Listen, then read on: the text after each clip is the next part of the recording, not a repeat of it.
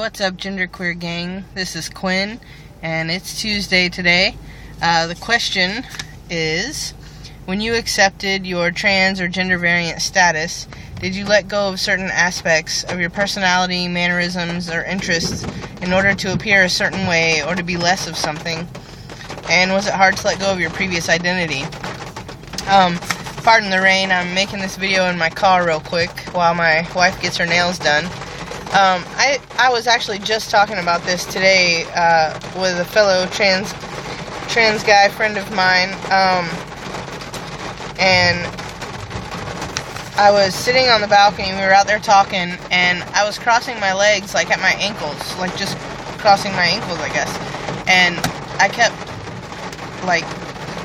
I would do it and then I would uncross them because I thought it looked kind of girly when I did it, and I didn't want to seem feminine, you know.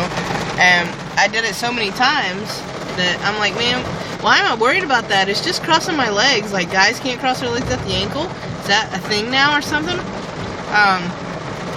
And, you know, I think that when I smile and when I laugh, it kind of genders me more female. So, I guess my fat cheeks or something, I don't know. So I try to, like, when we go in places for the first time in public and I'm trying to be gendered as male, I'll kind of not smile the whole time I'm there, which I had to stop myself from doing because I look like a big grump, and, you know, I think over time that would kind of make me unhappy. So, wow, this rain's really loud. Sorry about that. I hope you guys can hear me. There weren't really any interests that I had to let go of. I've always had, I mean, you know, I don't think that you should genderize your interests. Like, I don't think that just girls should play with Barbies and boys G.I. Joes and stuff like that. You know, to each their own. Let kids play with whatever they want. So as far as my interests go, you know, I mean, it's pretty gender neutral stuff. Books, movies, you know, I guess I do like more boyish kind of things than girlish things.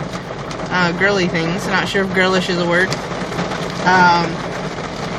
Yeah, but I do kind of have a fear of being, I mean, once I get further along in my medical transition, I do kind of have a fear of being an effeminate man.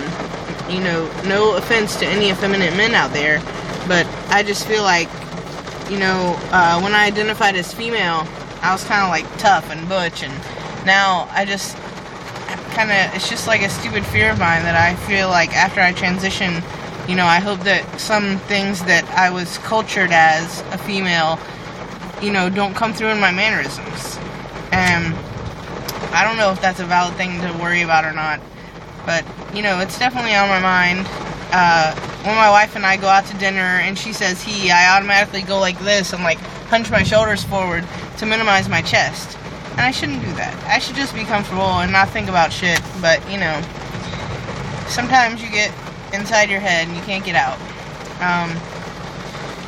So, I wouldn't say I would want to be less of something necessarily, but I definitely don't want to appear effeminate. But, you know, overall, I'm just gonna be me. I try not to worry about stuff like that, although, you know, it happens to the best of us. And so the second question, was it hard to let go of your previous identity? Yes. Not the female part so much. I mean, I kind of wrestled with that. It kind of came as, you know, quite, I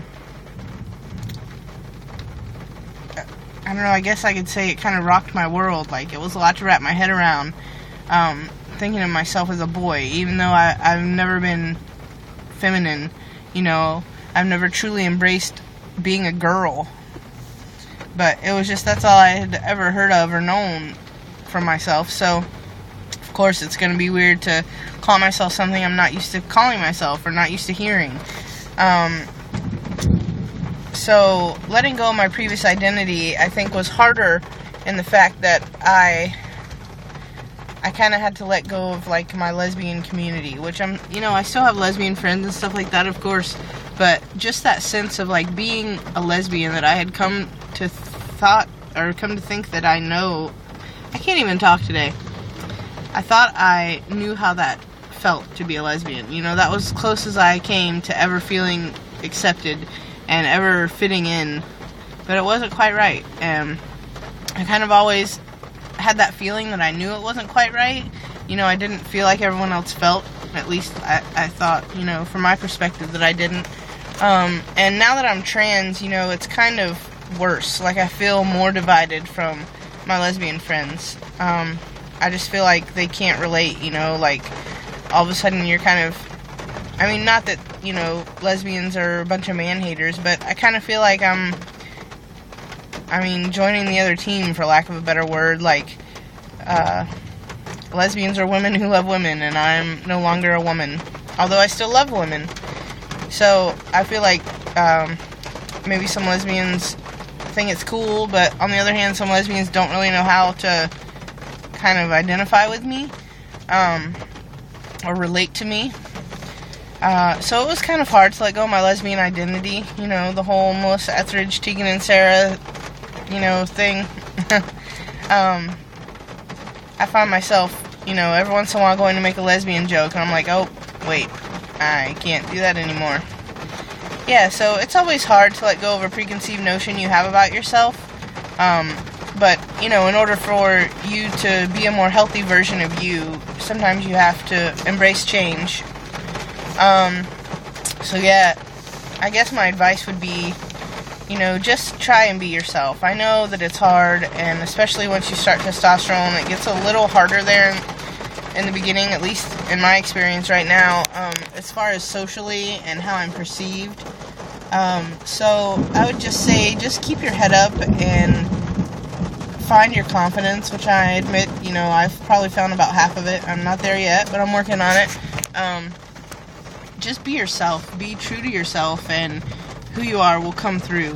And it doesn't matter what gender people think you are, because you know what you are, and you know who you are. And as long as you're true to yourself and, you know, try to be a good person and help others out when you can, I think, you know, you'll be fine. And one of the things that I think gets you out of your head is helping others. So, you know, if you're having a bad day, you feel really dysphoric, reach out to a fellow brother and be like, hey, are you doing okay today? What are you going through? What's your day like? And you know what? Just by reaching out, it will probably help you. Yeah, that's all I got. So you guys take care out there, and I'll see you next Tuesday.